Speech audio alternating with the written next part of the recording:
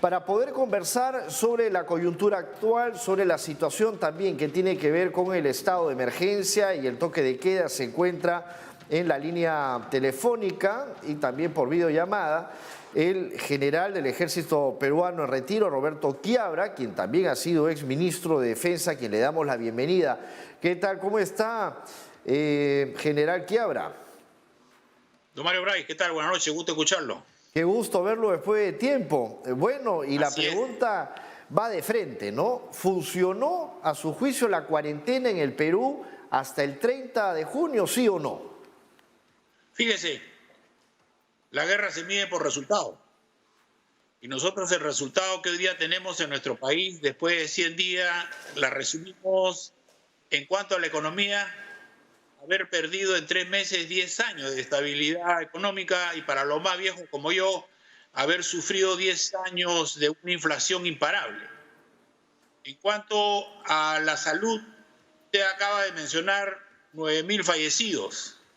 9.000 fallecidos que, según señalan otros, cuando se suman a estos fallecidos por el COVID, los sospechosos y a consecuencia de COVID, y estamos hablando en relación a los fallecidos el año pasado, a casi cerca o más de 25.000 peruanos. Si vemos nosotros el aspecto social, 3 millones de pérdida de empleo, la quiebra de las empresas menores, empresas que con los protocolos que les exigen va a ser bien difícil que puedan trabajar. Eso significa que todos aquellos que hablábamos nosotros y que señalábamos como que era la clase media vulnerable, vuelto a ser pobre. Y hay algo que no debemos dejar de pasar porque va a ser de impacto permanente, que es este impacto emocional en todas las familias que han perdido a un pariente, generalmente el padre, el abuelo o un hermano mayor, y que no se le ha podido acompañar en sus horas de agonía ni en el entierro. Ese es un impacto emocional que no se va a poder borrar con el paso de los tiempos. Entonces yo le pregunto, con esos resultados, ¿estamos nosotros señalando de que estamos ganando o le vamos a ganar al coronavirus? Yo creo que no. Y si usted me dice si la cuarentena tuvo éxito o no, yo le podría decir que tuvo un éxito parcial e inicial. ¿Y por qué? Porque se habla mucho de que fue exitosa al inicio, que para mí no fue una aplicación de una estrategia total, porque se envió a la gente a su casa y los estados a la calle, pero se hizo las otras dos partes de la estrategia que tenía que ir complementada con este aislamiento social obligatorio, el cierre de las fronteras. Usted, el primer caso, no porque lo detectamos nosotros, sino porque levantó la mano el copiloto y dijo, estoy contagiado. Recuerde usted que esta estrategia también nos decían que era la mejor manera de evitar un contagio masivo para que no colapse el sistema de salud. Y eso también tenía que ver con ganar tiempo. Ganar tiempo para estar en mejores condiciones frente a esta pandemia. ¿Y qué se hizo entre enero, febrero, marzo para incrementar la capacidad? Es decir, comprar los ventiladores, comprar los test moleculares, nada. Y sin embargo, no es que se señale de que no sabíamos, porque durante 3 meses habíamos visto nosotros cómo cuando invadió este virus Europa, lo mal que reaccionaron España e Italia. Al ejemplo, lo que no hizo nada el Reino Unido, la siempre respuesta de Alemania. Entonces no es que nos sorprendimos, no es que no sabíamos. Hoy día estamos pagando la consecuencia de eso. Ahora, ¿qué podemos pensar de un premier, de un presidente del Consejo de Ministros que dice, pues completamente seguro, que la cuarentena focalizada ha permitido evidenciar algunas debilidades por reajustar? O sea, ni siquiera se está llevando a cabo del todo bien y pues ha dicho de que esto ha permitido evidenciar debilidades para reajustar, pero ya ¿cuándo se van a reajustar? O sea, desde que tenemos entendido esto lo vienen reajustando desde que se inició la cuarentena. Fíjese, se habla mucho de problemas estructurales, se le echa la culpa a gobiernos anteriores, que para mí no es echar la culpa, porque cuando uno echa la culpa con nombre y apellido, porque echar la culpa a gobiernos anteriores es echar la culpa a nadie. Bueno, tenemos 100 días. Tenemos 100 días y hemos visto nosotros que no hay problemas estructurales en su gran mayoría, sino problemas de calidad de gestión. Fíjese, el no haber hecho este tasteo, rastreo y aislamiento masivo ocasionó que se dilatara el tiempo de aislamiento.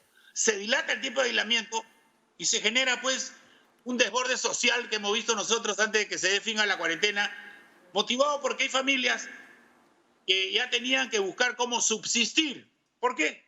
Porque se aplica una estrategia que en el papel es 100, que es el de otorgar bonos y repartir canastas, y se nota que tanto en el planeamiento como en la ejecución es un gran fracaso. Y no es porque lo diga yo, es porque lo sabemos todos los peruanos. Y ahí nos hemos dado cuenta que en el Perú existen más de 2 millones de peruanos NN, peruanos que no han recibido bono, peruanos que no han recibido canasta porque no están en ninguna data, peruanos que no tienen acceso al sistema bancario y peruanos que tampoco tienen acceso a la educación digital. Y ese es un problema de gestión, no es un problema estructural. Además, este gobierno no puede hablar como si fuera gobierno de entrada porque es un gobierno que está de salida.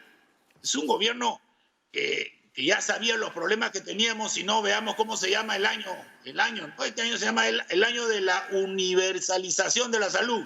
¿Cuánto le hemos colocado de presupuesto? 0.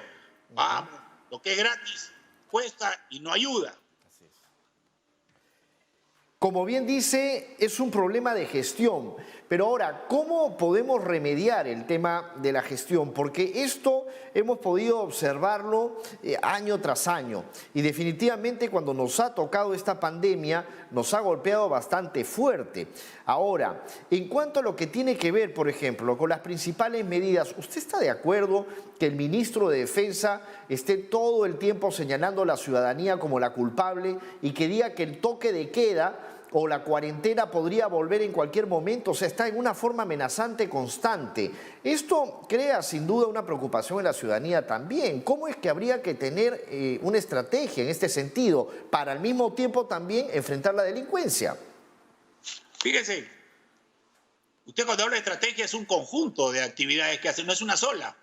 Acá hay algunos que creen que el toque de queda y la cuarentena total es una vacuna. Y hemos visto nosotros que no solamente la tratan como una vacuna para favorecer la salud, sino también para combatir la inseguridad.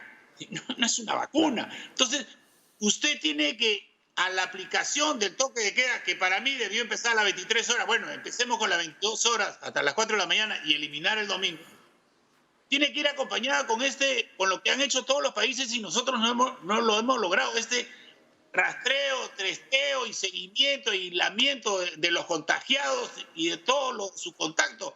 Es la única manera. Pero usted tiene que ver que ahí cuenta la realidad de nuestro país.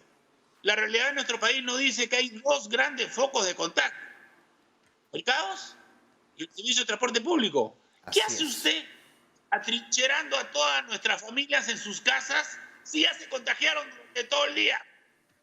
Entonces, claro. Yo lo que señalaba, y usted me dice que hay que cambiar, lo primero que hay que cambiar es que el presidente no envíe sus mensajes al mediodía. El presidente tiene 70% de aprobación y solamente el 20% le hace caso. ¿Por qué? Porque a la hora que él habla, la gente que tiene que recibir el mensaje está en la calle, trabajando, buscando qué vender, una chompa, una casaca. ¿Y quiénes le escuchan? El 20% que para en cuarentena de hace 100 días. Entonces, no hay eficacia en la estrategia de comunicaciones, que usted la debe saber mucho mejor que yo, y no hay mensaje. Porque si el mensaje es echarle la culpa a la gente o decirle ahora, ¿sabes una cosa?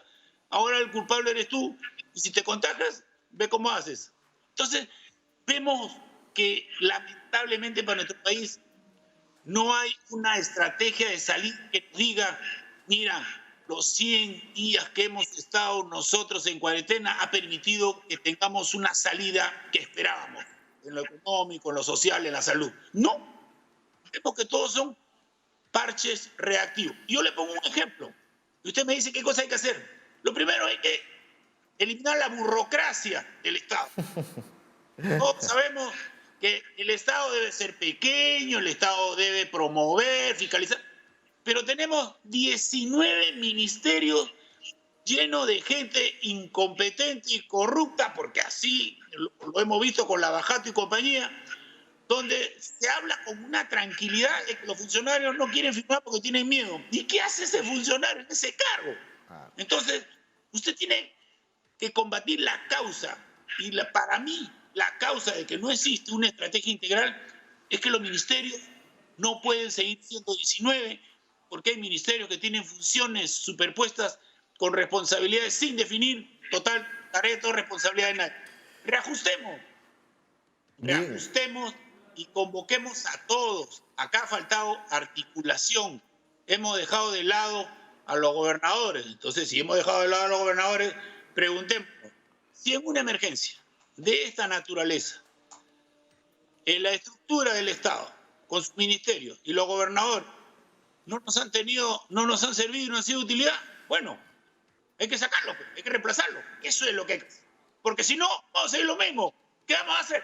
¿Vamos a seguir con este mismo Estado? ¿Vamos a seguir con los mismos gobernadores? ¿Para qué? Para que cuando se presente otra emergencia volvamos a repetir los mismos errores. Claro, no. Esto hay que cortarlo de raíz. Así es. Hay que cortarlo de raíz y también, bueno, prevenir qué es lo que va a venir luego, porque lo que vamos a tener de aquí a un futuro es una economía muy golpeada. Ahorita ya nos encontramos en una recesión y aparte de querer tapar este error económico, este error fallido, porque hay que decirlo así, en medio de la cuarentena, de falta de toma de decisiones, también el hecho de encerrar a la gente en sus casas va a llevar a que la gente en cualquier momento salga, se subleve, no le interesa nada y esto se puede transformar. ¿Usted considera que podría existir una revuelta social? Yo creo que no. Por un aspecto que todos lo ven negativo, yo lo veo positivo. A veces quieren compararnos con Chile, el estallido social, y eso es diferente. ¿Y sabe por qué nosotros no? Porque nosotros tenemos el 70% de la gente que trabaja es independiente. Es la más libre que tiene usted en el Perú. Eso no le deben nada al Estado ni necesitan al Estado. Son libres. Ellos se ubican en las calles y venden. No le deben a nadie. No se preocupan de nada. Son libres. Esa gente, ¿contra quién se va a rebelar? ¿Contra el Estado, que no le da nada ni lo necesitan? Esa es la gran diferencia. Acá solamente hay un 30%. Y ese 30% lo está usted ahorcando, lo ahorca. Esos que tienen sus empresas medianas, sus restaurantes. Claro, la MIPE. Claro. Usted como 100, los ahorca y los ahorca. Ese 30%. Y el 70% libre, feliz. Entonces, aquí no va a haber una revuelta por un reclamo de nada mientras que usted lo deje trabajar. Bien. Eso hay que solucionar. Perfecto. Eso es lo que hace 30 años que se sabe y nadie lo quiere hacer. ¿Sabe por qué? Porque aquí nadie quiere ser el malo en la película. Acá tiene que haber alguien que ponga orden. Y el orden pasa porque hay que reducir los ministerios a 13, hay que replantear los gobernadores y hay que empezar a formalizar dando incentivos para que esa gente trabaje tranquila con una estabilidad jurídica que le permita confiar que lo que hoy le cuesta no lo va a perder mañana. Bien, muy amable, muchas gracias, general Quiabra. Ha sido muy amable por haber aceptado nuestra llamada y poder conversar después de tiempo. Muy buenas noches. Hasta luego. El general en retiro del ejército peruano, Roberto Quiabra.